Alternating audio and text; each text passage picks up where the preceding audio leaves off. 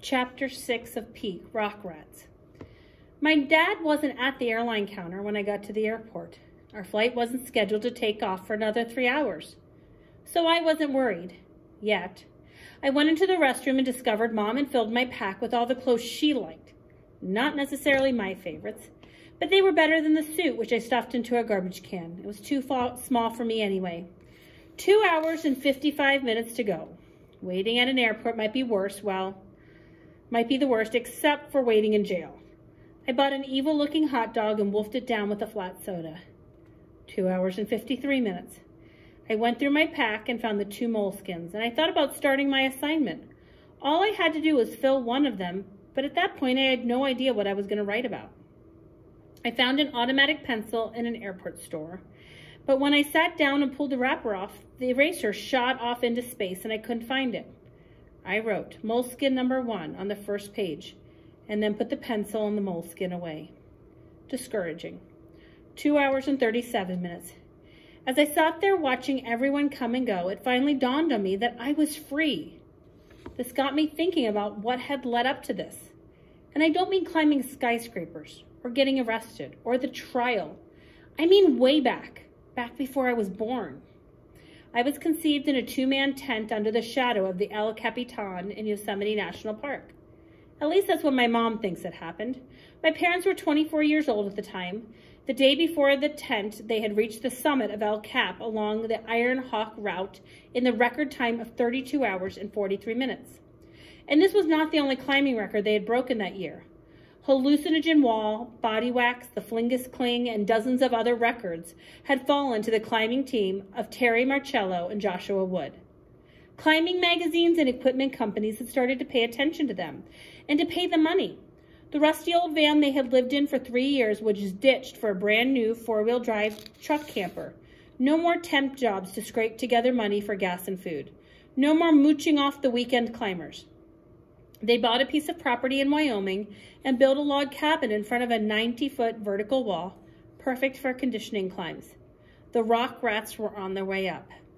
I'd seen photos of them back then. My father looked like a bodybuilder, but he was as flexible as a gymnast.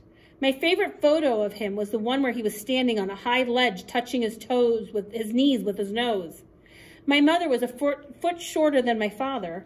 She was lean with dreadlocks tickling her power shoulders, muscles in her arms and legs like knotted ropes, and abs like speed bumps. She was bulletproof, but she was not baby-proof. 2 months after El Cap, she told my father she was pregnant. I have no idea what his reaction was, but I doubt he jumped up and down for joy when he got the news. It was a difficult pregnancy. There were complications. She was told to stay in bed or she would lose me. She did, but my father was on the move, teaching seminars, endorsing equipment, and climbing, shattering records on Mount Kilimanjaro, Mount McKinley, Annapurna, which is where he was the night I was born. He called her from base camp on a satellite phone after reaching the summit. "What do you want to name him?" Mom asked. "Peak." "Pete?" "No, Peak, P-E-A-K, like Mountain Peak." He didn't lay eyes on me until I was 3 months old. And that's when my mother had her accident in the backyard. I was there strapped in a car seat at the base of the wall, and at that age probably staring at the prairie dogs popping out of their holes, only dimly aware I had parents at all. They were 30 feet up on the wall, free climbing. For rock rats like them, this was like strolling across a level parking lot. Mom reached up and grabbed a handful of rotten rock.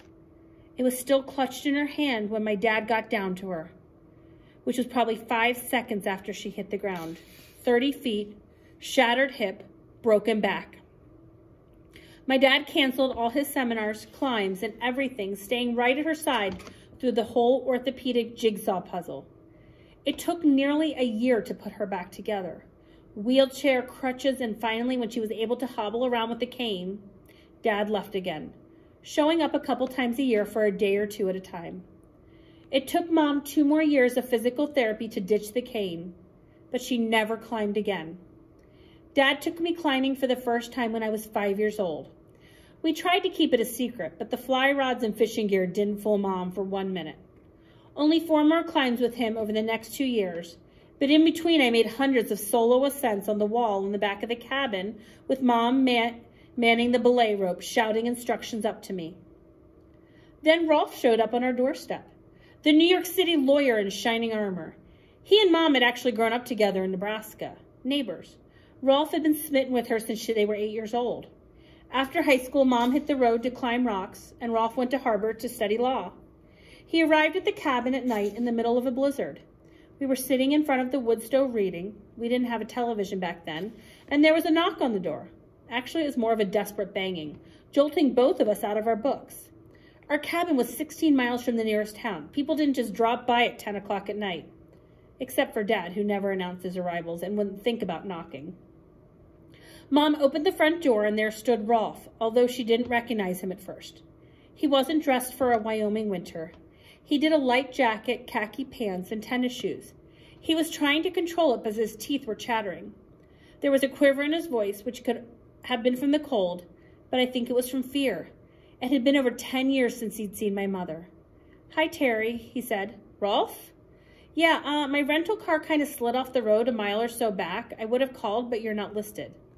"We use a cell phone out here. It's just easier." "Well, never mind." She pulled him inside and made him a cup of hot chocolate. They gave him some of my dad's clothes, which were far too big for him. I went to bed, so I don't know what happened that first night.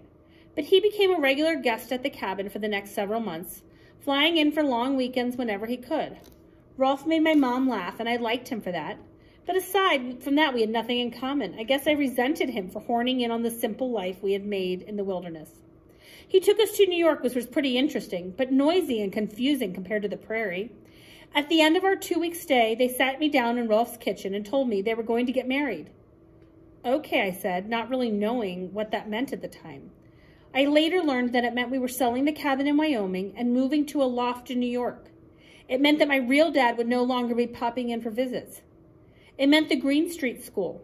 It meant that the closest I was going to get to Rockwall for the next few years was a 15-footer at the YMCA down the street, which I could have climbed backward without protection if the guy manning the ropes would have allowed it. None of this helped to sweeten my relationship with Rolf. The twins saved me, and it also helped that my mom let me subscribe to a half a dozen climbing magazines. In the back of one of those magazines, I discovered summer climbing camps. It took a lot of sulking to get her to let me go to one of them. What cinched it in the end is that she knew the climbing instructor, a former rock rat gone legit. After that, as long as I did well in school, she let me sign up for more camps. Then the timeline between climbs became a problem. I started eyeing skyscrapers, telling myself I would just plan the route up, but not actually climb it. Right. To get up a rock wall, you study the outside, trying to pick the best footholds and handholds, guessing where you're going to encounter problems so you have the right equipment with you to get around them. To climb a skyscraper, you have to know the inside as well as the outside, which is where I screwed up on my last climb. You don't want to be dangling outside of a window when someone is at a desk or vacuuming the floor. You also have to plan your exit. Mine was pretty simple. I used the elevators. Rooftops have doors. Late on the day of the climb, while the building was still open, I'd gone off to the roof and put a piece of duct tape over the latch. After I climbed to the top, I slipped into the stairwell and spent the night. In the morning, when the building started to fill up with workers, I'd walk down a few flights, get on an elevator, punch the lobby button, and walk out, as if I just finished an early dentist or doctor appointment. Getting home before Mom, Rolf, or the twins knew I was even gone. I guess my plan didn't quite work out in the Woolworth building.